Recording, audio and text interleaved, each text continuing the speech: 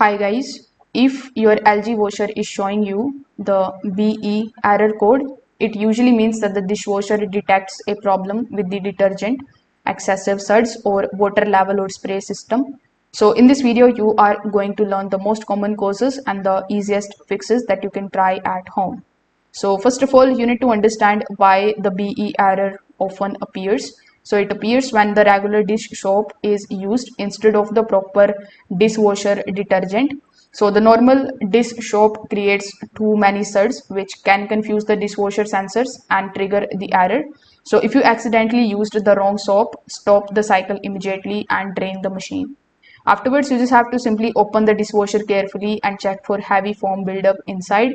You can use the towels or a cup of to remove the excess water and suds from the bottom of the tub.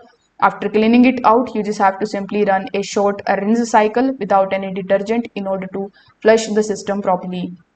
Now you can also turn off your dishwasher, then you can unplug it from the power and you can wait for about 10 minutes. This is going to allow the control board to clear the temporary sensor faults.